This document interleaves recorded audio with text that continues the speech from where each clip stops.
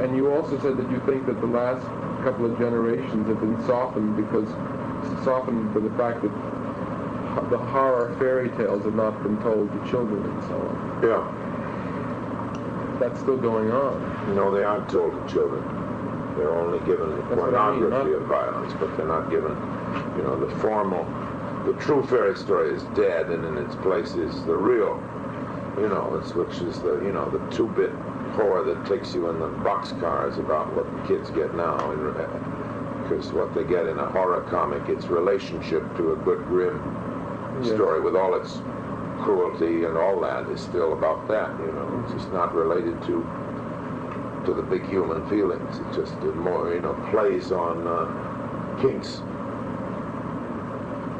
I think the comics are terrible. Children's comics are awful. Just awful. Awful.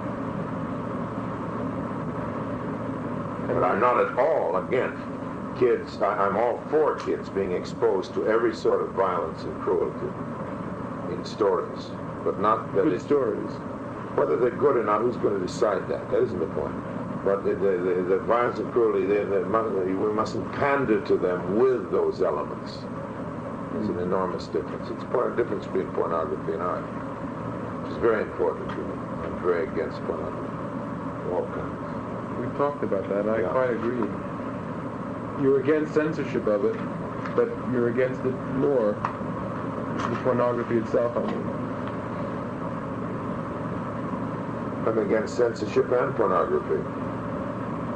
Wilde wrote some good fairy tales too, didn't you think? Nah, they've got not too sentimental. I think they're wonderful stories and even works of art, but they're not fairies. The true fairy story comes out of the folk consciousness, and they're told in the kitchens and firesides of cottage-dwelling, forest-dwelling Europeans. That's where the fairy story comes from, and its equivalent in the Far East. Every other fairy story is a work of art.